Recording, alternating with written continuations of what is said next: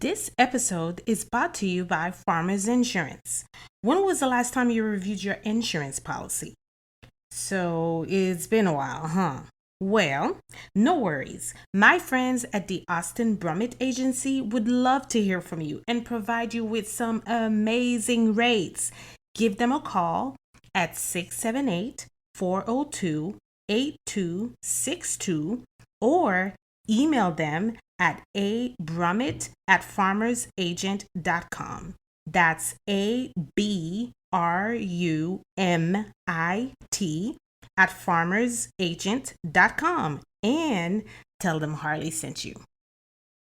Insiders, Inside the Bubble with Harli G is now sponsored by BetterHelp. As a partner of this episode, listeners can access the BetterHelp link located in the show notes to receive 10% off your first month of therapy with BetterHelp and get matched with a therapist who will listen and help. Go to BetterHelp, that is BetterHelp.com/inside the bubble, the link to get started.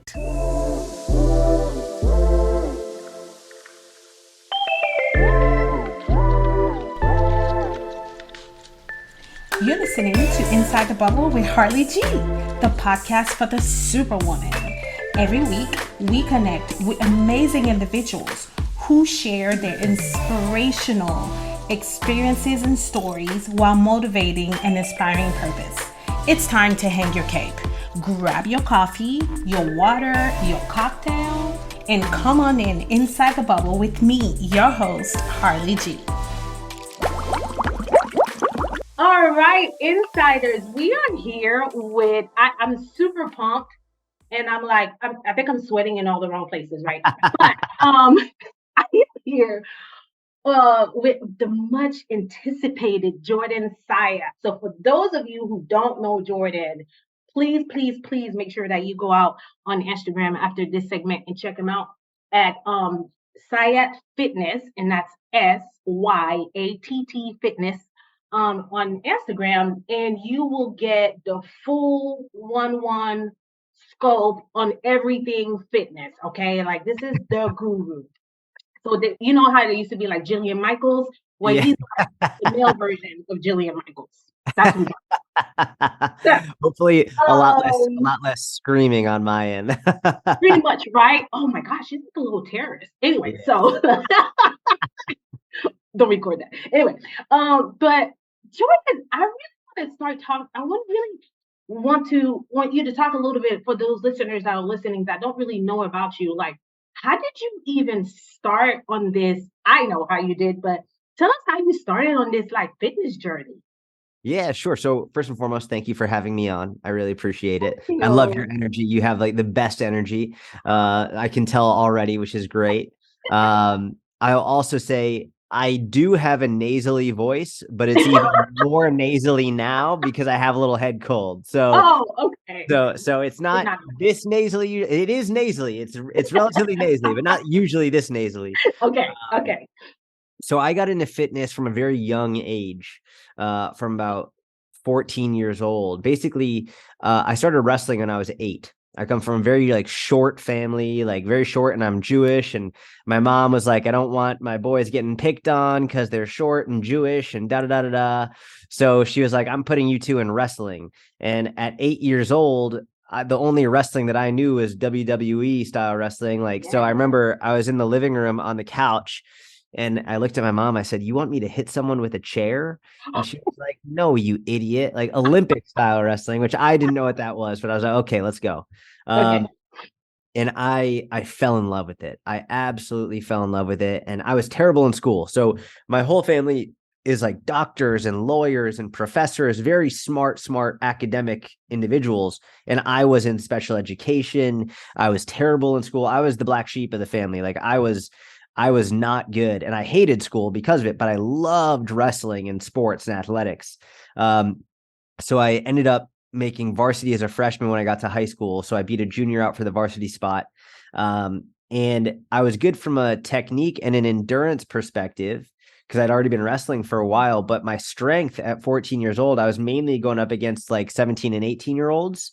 and my strength wasn't where it needed to be.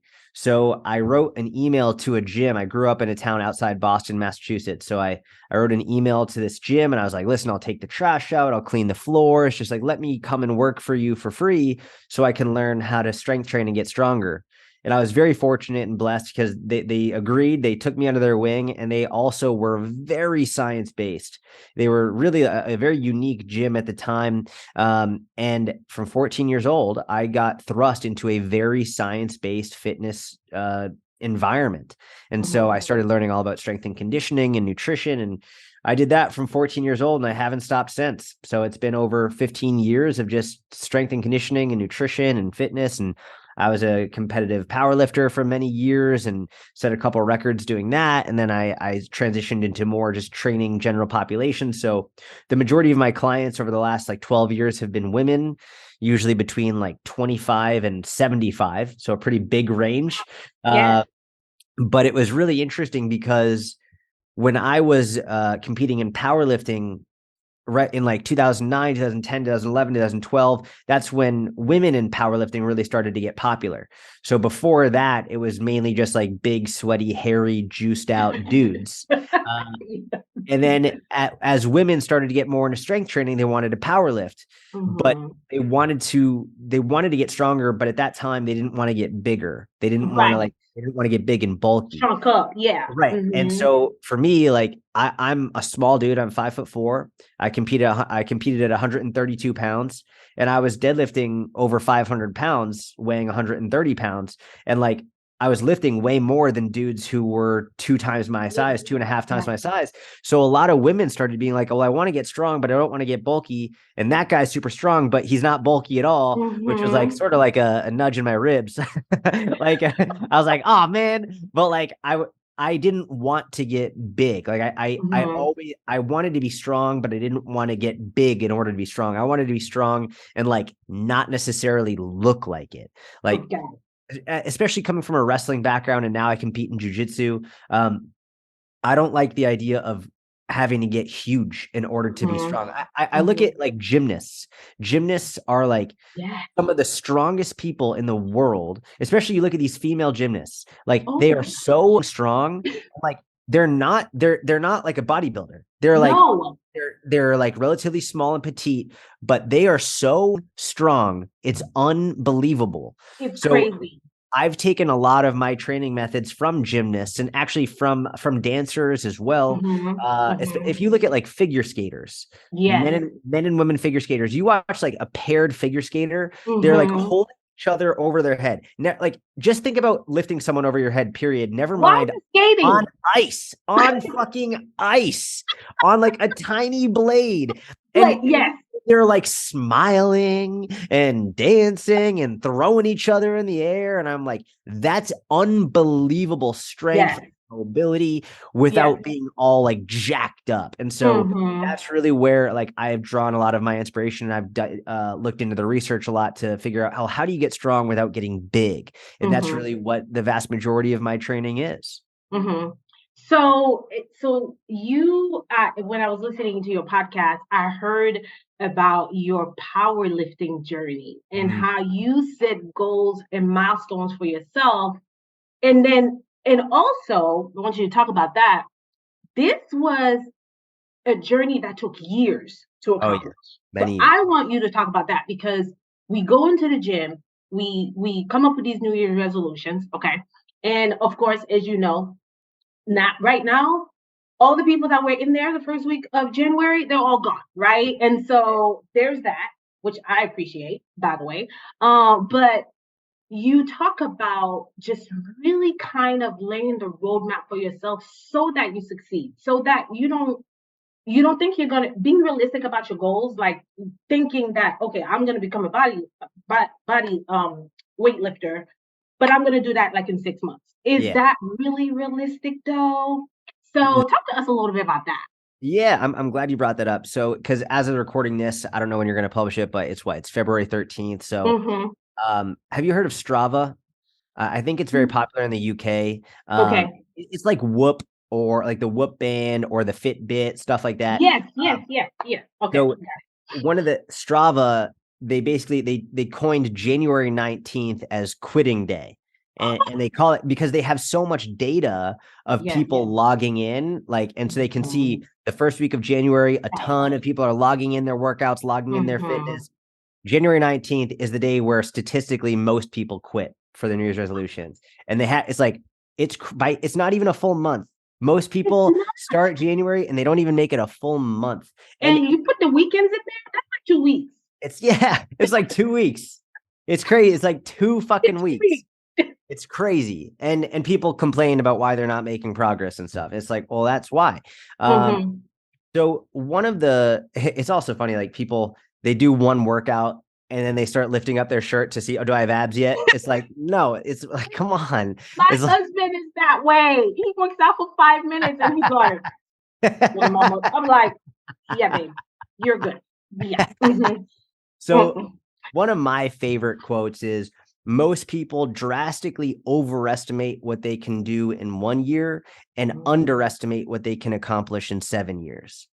And this is like, I try to live my life by this. It's like most people think all the progress they're going to make, they're going to like be a professional within a year. They're going to completely, like, the reality is in a year, you're probably not going to even see that much progress, which is really demoralizing to hear. But on the other hand, in 7 years, you underestimate how much you can accomplish. In 7 years, you could completely change everything. And the reality is, like, assuming you're not like 95 years old, 7 years, like, that's not a huge percentage of your life at this point.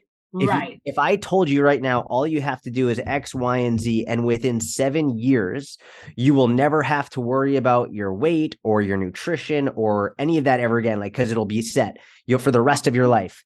People would bite on it, but people don't understand that. So most people, when they start making resolutions, they'll make a lot of mistakes, but the biggest mistake is they're not specific enough with what exactly they want to do. Like, I want to get healthy. What the fuck does that mean? You want to get like, what does that mean? You haven't given any specific goals. And so what we have to break down is there are 2 different types of goals. We have your outcome-based goals, and then we have your action-based goals. So your outcome-based goal is a really bad outcome-based goal is I want to get healthy, because that's not specific enough. So let's be more specific. So let's say you want to lose weight. Okay, cool. Well, how much weight? Okay, I want to lose 30 pounds. Okay, cool. Now we're getting more specific. This is a good outcome-based goal. So you want to lose 30 pounds. And let's say you still want to get healthy. You want to get to like a 120/80 blood pressure. You want to get your cholesterol down to a healthy range. Cool. Now we have objective, clear, specific numbers. Awesome. It's great that you want all that, but now what? How are you going to do it? It's one thing most people, when they start making New Year's resolutions, they make like 75 fucking resolutions. Like, I'm never going to have a carb again. I'm never going to eat sugar again. Like, bullshit. Like, that's not going to work. So rather than setting those outlandish, unrealistic goals, let's set action-based goals that you're going to do every day to help you achieve your health goals, help you lose 30 pounds, help you get a better blood pressure, help your cholesterol, all that. Or I don't know if you want to get to a different size pants or different size shirt or whatever it is. Cool. Awesome. Your action-based goals essentially boil down to a daily to-do list. Like, okay, so number 1, I'm going to make sure I get at least 7,500 steps in. Number 2, I'm going to make sure I get at least 64 ounces of water in. Number 3, I'm going to make sure I get at least like 100 grams of protein in. Number 4, I'm going to make sure that I get to the gym 4 times a week, whatever it is. And so now you can check off, all right, did I do this today? It's just a to-do list. Did I get my steps in? Oh, I didn't do that yet. Got to make sure I get more steps in. Didn't get my water in. Cool. All right, I'm going to drink some more water. Didn't get my protein. All right, for dinner, I'm going to really load up on my protein. This way you can check every step throughout the way. Like, okay, awesome. I know I hit this. I know I hit this. And then at the end of a month, you can look back and you can say, awesome, I hit all of these goals 26 days out of 31. So 26 out of 31, that's like 80, 82% consistent. That's a B. That's like about a B. That's amazing. That's great. Yeah. And then next month you could try to do 27. Or if you stay at 24 to 26 days a month, that's 80% consistent. That's a B minus. Yes. You're not going to get into Harvard Medical School with that. So you're not going to get the best results. It's not like, and by best, I mean, you're not going to get the fastest, but it is going to be sustainable. You're going to be Yes. consistent with it. Whereas, like, how many people do you know who could be 100% consistent with their training and nutrition every day, all day? You can't. That's why quitting day is January 19th. Ladies, I know there's so much to do and not enough time in the day. Trust me, I'm right there with you. But what are you doing for yourself? Well, I've recently discovered Body Bar Pilates. Let me tell you a little bit about it. Body Bar Pilates will challenge all of your major muscle groups and provide you with a full body workout. Wow. Listen, I had to check it out. I took a class with Sherelle and it was amazing. They have workouts for all skill levels, whether you're just starting out or you're just looking for a new way to move your body. This is the community for you. Check out my friends at Body Bar Pilates East Cobb or give them a call at 678-941-4371. And don't forget to mention me, Harli G. Because they try and be 100% consistent with every single, I'm going to work out every day for 2 hours. I'm never going to have a carb. It's like, it's not going to work. So what if instead of trying to be 100% consistent, you try to be 80? This is the 80-20. This is the 80-20 people talk about. How about you try to be 80% consistent? And what's funny is when most people start tracking this way, they find out that they're really like 20 or 30% consistent. And that's why they're not making progress. So rather than trying to be 100%, shoot for about 80%, 24 to 26 days a month. You're good. Like you will make incredible and sustainable progress. And that gives you room to have an off day, which I want to talk about that too. How important, what is your philosophy on having cheat days? Because I feel like experts are a little bit all over the place when it comes to that. Like some are like, no, you need to stick by it. You need to do your thing or whatever. And then some people are like, okay, I have one cheat day a week. But the thing is, you also have to know yourself, right? Because I know some people, and I have fallen into that hole too. It's like, yeah, I'm gonna have one cheat day. Saturday is gonna be my cheat day, and then Sunday, and I have the pizza and the burger and the ice cream and the French fries, and then like Sunday, I'm like, well, I kind of messed up yesterday anyway, so I may as well go ahead. So it's like, and so how do you feel about that? Yeah, let's talk about it. I'll also say people have no idea how many calories they can eat on one day. Like an entire day. If my issue with having just a cheat day is like, oh my God, you could easily eat 10,000 calories, because that's the issue is I'll start with this. The framework is this. I don't like calling it a cheat because cheating implies that you're doing something wrong. Okay. Cheating is never good. No one ever like, yeah, I cheated. Yeah, I'm a cheater. Like no one likes that, right? Like no one's ever proud of cheating. Right. I cheated my way through high school and I'm not proud of it, but like I cheated on all of my tests, all of them, like everything. But like it's not. I don't want my daughter to do that. Like I would rather. But it is what it is. But cheating automatically implies you're doing something wrong. And when you feel like you're doing something wrong, you actually just explained what happened. You do something bad on Saturday, and bad's in quotes. You do something bad, and then on Sunday you're like, well, I already fucked everything up, so I might as well just keep fucking up because on Monday I'm not going to be bad again, right? So this is built on the foundation of good and bad. And if you already think you screwed up, then why bother even trying anymore? Because you already think you screwed up anyway. So for me, rather than calling it like a cheat day, I'm just like, listen, you're an adult. You're making a decision of what food you're going to eat. Just fucking eat it. Like that's literally why my book is called Eat It. Like my book, the title of my book is Eat It. Like just you're an adult. You're not cheating on anything. You're not having a relationship with it. It's like, oh my God, I'm cheating on my salad with the Fritos. Like shut the fuck up. No, it's not bad. You're allowed to have those foods.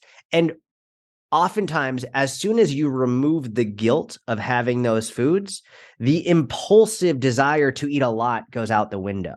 When it's no longer a bad thing, this is what people tell me. They're like, I'm an all or nothing person. They say this all the time. I'm either going to eat the whole pizza or no pizza. what happens is the reason that you either eat the whole thing or nothing is once you have one slice in your mind, you think the pizza's bad. You think that one slice ruined your progress. How many people do you know who got fat from having one slice of pizza? I don't. Nobody. Like, How many people do you know who got skinny from having one salad? Nobody. Never happened. No one got Right. skinny from having one salad. Nobody got fat from having one slice of pizza. It's what you do consistently over time. You feel bad about having that one slice because you've labeled that pizza as bad in your head. And then once you've had that, you're like, well, I already ruined my progress. So, and I know I'm not going to allow myself to eat this pizza in the future or after this. So I'm going to eat as much as I can now because I'm not going to allow myself to anyway in the next couple of days or anything. And then you go the whole week, you're quote unquote perfect. You have celery and broccoli and carrots and all that until you can't stand it anymore. And then you binge again on the pizza and you ruin all your progress. So for me, I'm not a huge fan of cheat days or cheat meals or even calling it a cheat. I'm more a fan of, like, for example, I went out with my daughter and wife yesterday. We go on walks every weekend. And we went out and we got dinner when we were out. Just like we went to the Whole Foods, they have some sushi. So we got sushi. And then, when like you're checking out of the grocery store, they have chocolates and stuff. So like I got a chocolate bar and like I just had that as my dessert. And it's funny because I remember there's a period of my life many, many years ago where I wouldn't have been able to do that. I wouldn't have been able to just have like one small 200-calorie chocolate bar. It would have been, I either need to have an entire bag of chocolates or none at all. But now it's like, listen, I just want to have this taste because I'm not doing anything bad. It's not, this chocolate bar isn't going to ruin my progress. Yeah. It's what happens after the chocolate bar. Do I go off the rails? Do I guilt myself, shame myself, think that I'm ruining all my progress? Or I'm like, hey, I can enjoy this one thing and then get back on track. And then I was fine. And so I think it's less about having cheat meals and cheat days and more about having in moderation throughout the week. So you never feel totally deprived. And that way you're never going to go fully overboard. Yes.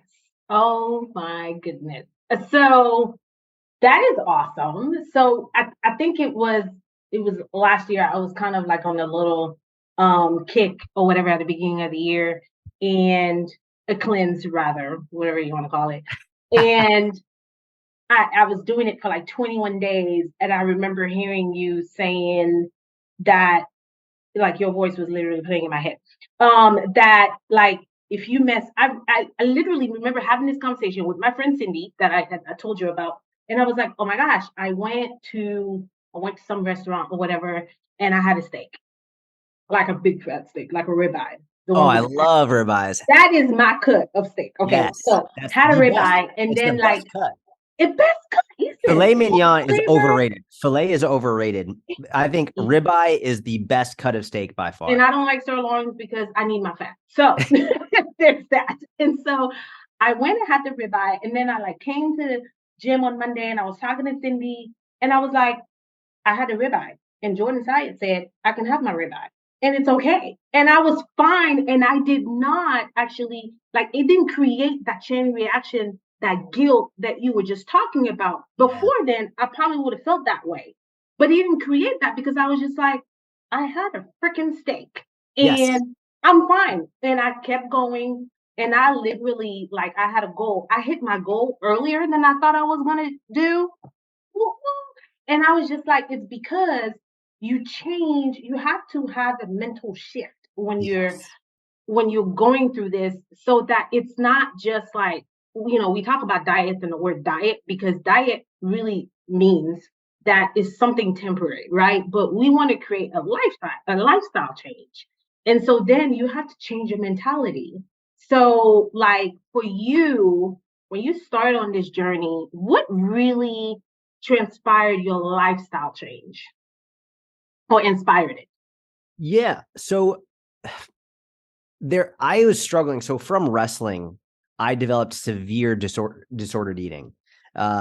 From wrestling and cutting weight and all of that, like a lot of athletes in weight controlled sports struggle with binge eating and anorexia and bulimia. And I struggled with all of that as a teenager due to the weight cuts. And so when I was in high school, it wasn't an issue. It was a big fucking issue, but I didn't realize it was an issue because I was surrounded by my high school wrestling people that friends were doing it. Right. and we would all starve ourselves Yeah. and sweat out water and then binge eat together. And so like, we were having these terrible disordered behaviors, but we were doing it as a team. And so I never thought it was anything bad. I just thought like, this is what wrestlers do. And everyone in my corner who was saying, I'm concerned about you, in my head, I was like, you just don't get it. Like, this is what wrestlers do. Right. I finally realized it was a problem when I went to college. And when I went to college, and all of a sudden I was having the same eating behavioral patterns, but I wasn't with the wrestlers anymore. And all of a sudden I was like, I would go to the dining hall and I would pack up food in the dining hall and bring it back to my dorm and like binge by myself. And I was exhibiting all of these behaviors of someone who had real disordered eating patterns, and I couldn't ignore it anymore because it was preventing me from enjoying life and from doing normal everyday things. And I remember I went back to my mom's apartment in Boston on a winter break from college, and I was having such bad binge eating. I was like waking up, or I was deliberately waiting to go to bed until my mom would go to bed, because most people who struggle with binge eating, they do it in private. They do it when no one's there.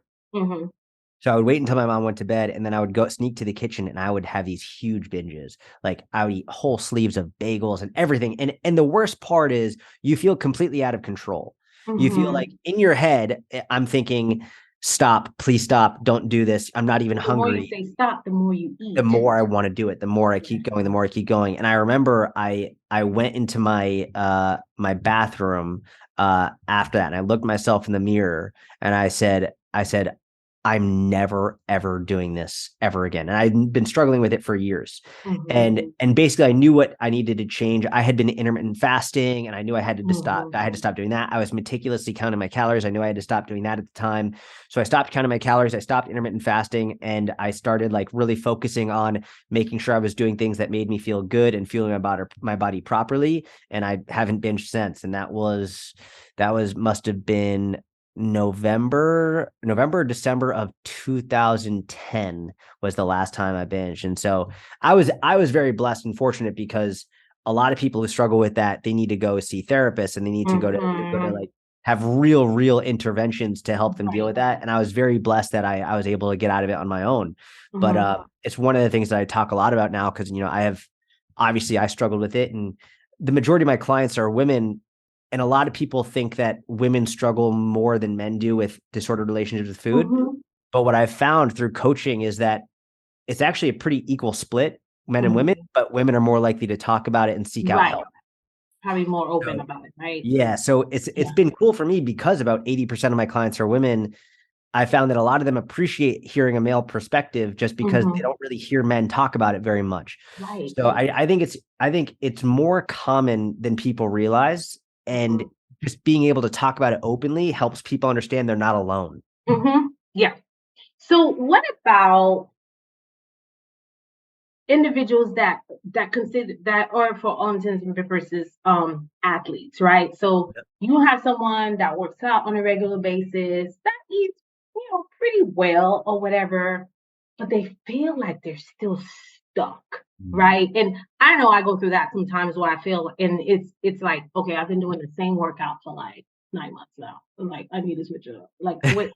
But what about those individuals? Because, oftentimes we focus on the person that's trying to get there. But what about the people that are pretty much kind of there, right? But they still need that motivation. They get into a rut, or they're like, okay, I'm here, but I really want to take it maybe a little bit further. What advice do you have for those individuals? Because it's hard, because when people look at those people, they're like, oh, you're in shape. I wake up at 4:15 every single morning, and I go work out, because that's the only window that I have. The only window that I have is early in the morning. So I'm at the gym at 5. I'm typically gone by 7. And so people probably look at me and they oh, Harli's in shape. She has these arms, blah, blah, blah. But first of all, we struggle like everybody else. Okay. No matter what shape you in, I refuse to believe that you don't struggle. Okay. But, I might be in a phase where I'm just like, I'm stuck right now, and I can't get myself in that headspace. What do I do? It's a great question. I love stand-up comedy. Kevin Hart is one of my favorite I stand-up love comedians. I met him. I Shut met up. him. I did. I have a picture with him and everything. No It was when he way. was filming. I used to work at CNN. So I worked at CNN for 12 Oh years. my, And he was wow. they were doing their tours for Think Like a Man 2. So it was him, Lala, and Terrence J. Wow. That's Yes, and I met awesome. all three of them. And first of all, he's like 5'2". Yeah, I He's think like he's like I think I'm like the same height as him. Yeah. Yeah. 5'2", and I was wearing heels. So I'm like 5'5" on a good day. And then when I wear heels, I'm like, I just do the most. I'm Yeah. extra. So when I wear heels, I wear like 4 to 5 inches heels. And so I was literally hunched over like this. And he had the phone, and I'm like trying to take it was hilarious. But anyway, love him. I digress. Okay. I'm pretty sure he has a skit where he makes fun of like really fit people. He's like, "What the fuck are you still doing in the gym? Like, you're done. Like, leave. You already did it."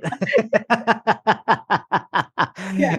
And so I get it where people look at someone who's fit and they're like, "Why are you still working out?" And it's like, "You did." It's like, no, because I think we also have this mindset, especially athletes. It's like Yes. it's never enough. Like there's more to achieve. There's more to achieve, and it's never ending. It's more Yeah. like it's a really beautiful thing if you think about it in terms of it's this constant search of improvement and knowing you will never reach the best. You'll never reach it, but you're trying. You're still gonna try You're though. still gonna try. Yes. It's beautiful and it's Yes. like it gives you purpose and it's nice to have that in life. I think a lot of people lack that, to be honest.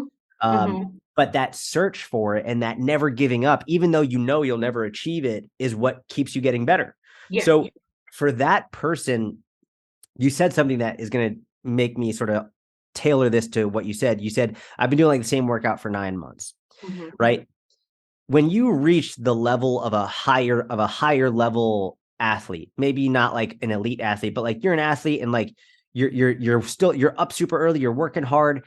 The better you get, the harder it gets to improve. Yeah.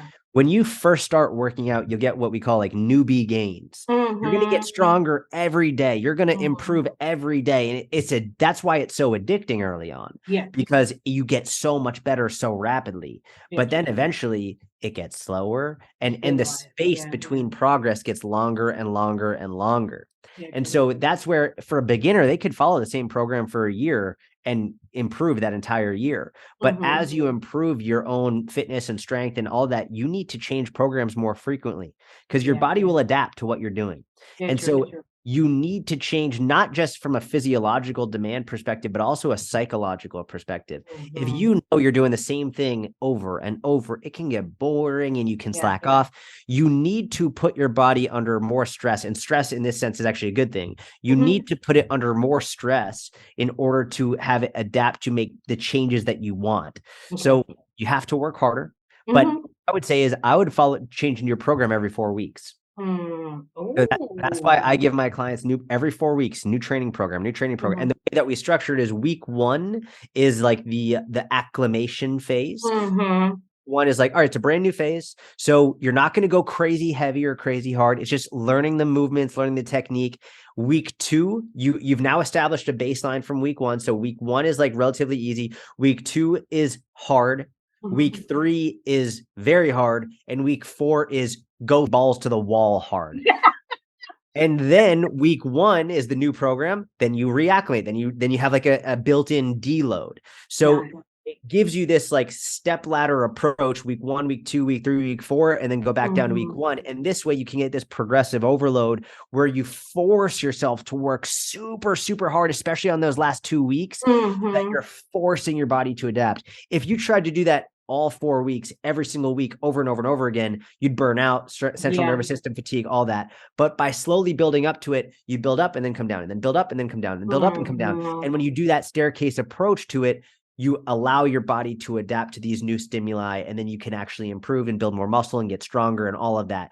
But if you follow the same program for 9 months at more an intermediate advanced level, you can't be that intense every day, and you're not really able to track the progress. But when you have a new program every 4 weeks, you can track it and you can try and improve every time. That is gold. That is gold.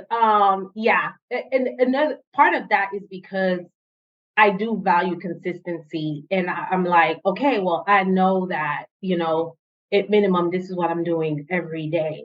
And then you just get comfortable. And so you Yes. get into those workouts and you keep them longer than you should. But that was gold. Higher level athletes cannot get comfortable. Yes, I know. A high level athlete, what allows them to maintain a high level is not staying comfortable. Not saying, yep. That's why, like, I hire my own coach to do my programming, because I know I hire a new coach every year. Wow. The reason for this is because, listen, I've been doing this a long time. I've worked with some of the best coaches in the world. Every time I hire a new coach, I learn something new. Every time. And I also know that when I hire a coach, I'm putting my money where my mouth is. I don't want to miss my work. Like, I'm paying you. Exactly. And I know you're looking at my workouts. You're looking at my technique. You're watching my videos. I can't half-ass it anymore. Exactly. They hold me to the standard that I hold my clients to. Yes. So I hire a new coach every year. Every year I hire a new coach. I'm literally, I just worked with my last coach for a year and a half. His name is Alex Viata. He's amazing. And I've learned a tremendous amount from him. Actually, I'm about to stop working with him just because it's time for a new coach. I want to learn from someone else now. Yeah. But I strongly encourage everyone, whether you're a coach or not, hire a coach, work with someone, because they can hold you to a high standard so that you can keep progressing. It's also nice not to have to write your own workouts. Yes. Really nice to like give that to somebody else. Absolutely.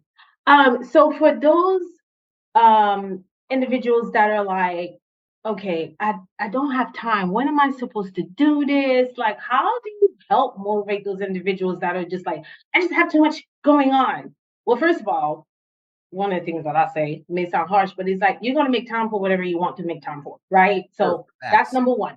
But like if I mentioned earlier, I have 4 kids. And so sometimes I really don't have time, And so how do you kind of help put those individuals, how do you help them put things in perspective or plans that are like slow steps, right? So let's get you started, let's get you in there.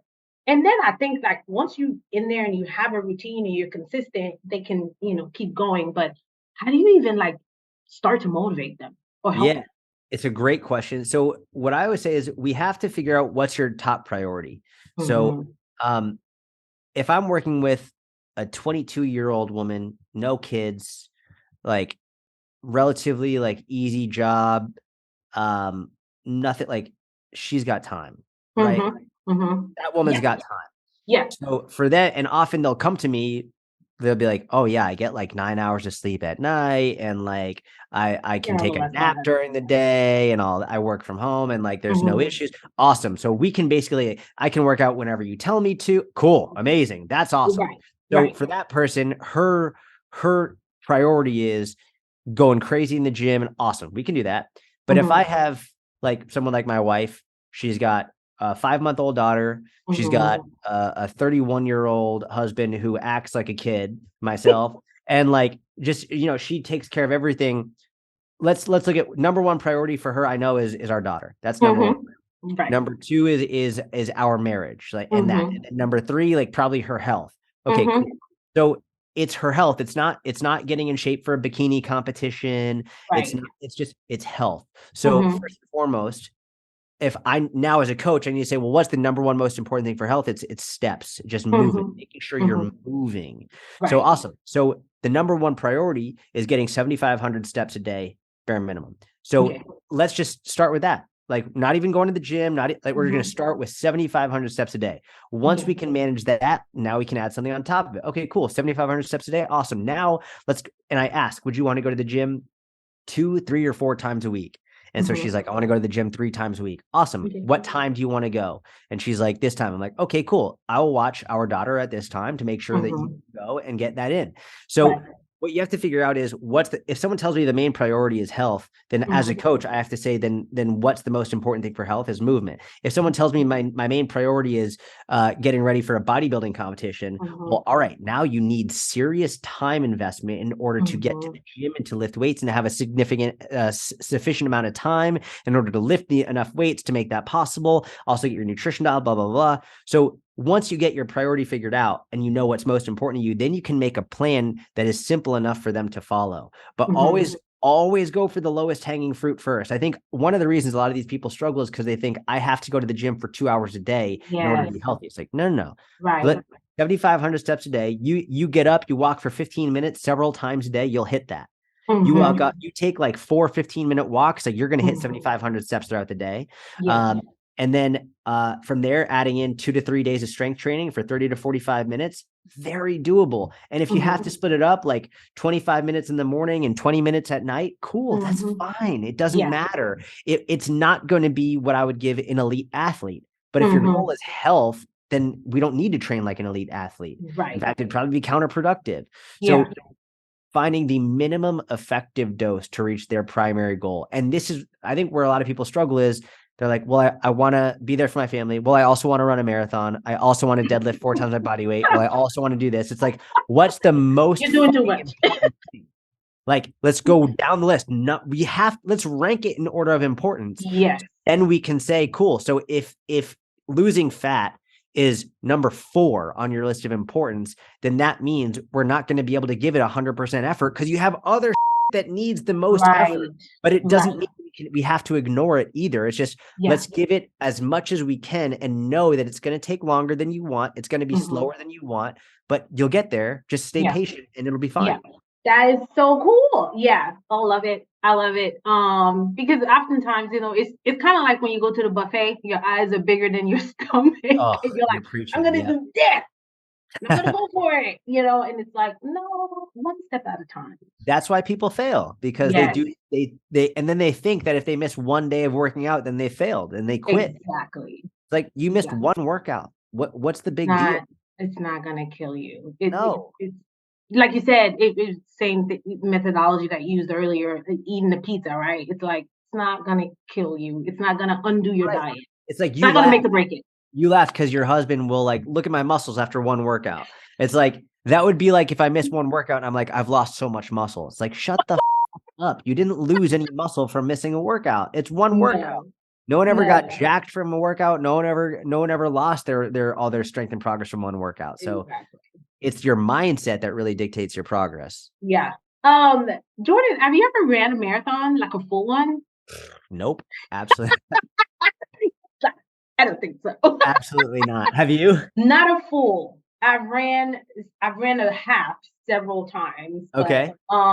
Which was kind of that was something too, like really kind of shifting my mind, because I was actually a sprinter in school. Like I was a 100 runner, because I was like, give me the shortest thing to run, because once I'm done with that, I'm falling out in the middle of the field. Y'all gonna come get me. So me even like, but I had to kind of take up long distance running, because it's like, what happens after? What am I going to do? Sprints, in the street? So I started running long distance, and but there's a discipline that comes with that. And it's a whole different way of running, because it's like, hold up now. So I'm actually gearing up to run a half in March. Nice. So we'll see. And I'm in Atlanta. So it's like, we have like these major hills. Oh. So that's going to be a beast. But anyway. I love Atlanta. My wife lived in Atlanta for 10 years, and her family lives in Marietta. Yeah, I'm in Alcorn, so I'm a little bit north of Marietta. Okay, well, we go there every Thanksgiving. We're actually going to be there in May. If you and your husband want to get together, that'd be great. Yeah. Absolutely. I love Atlanta. Oh my gosh. Yeah, and you'll see, because they'll probably try to be like, hey, Jordan, Syatt. I'm like, don't do that. Don't. I'll look like Kevin Hart.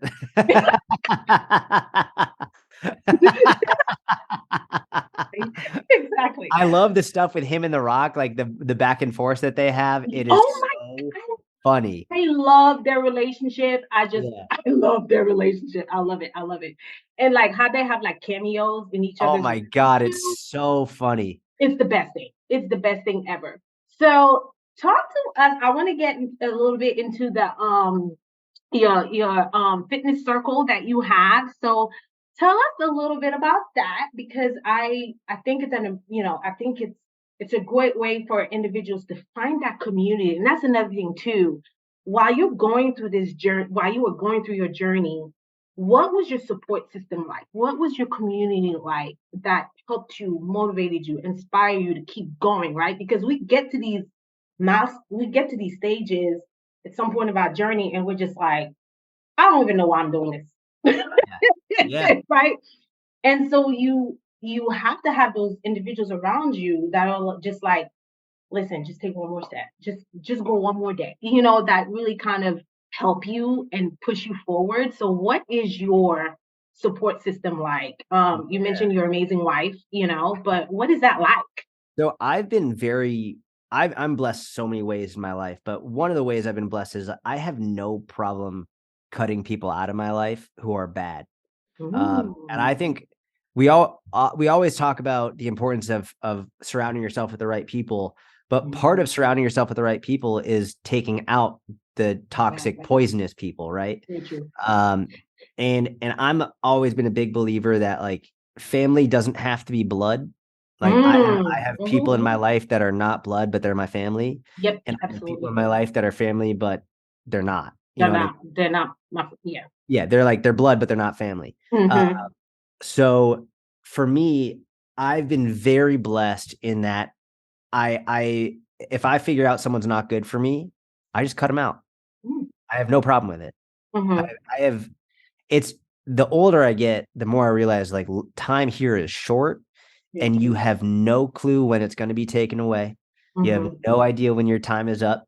Very true. And why bother dealing with people who are going to bring you down and make life worse? Mm-hmm. Uh, doesn't mean like don't try. So like you can try, but you can only Mm-hmm. try so much. There's only so Exactly. much to try.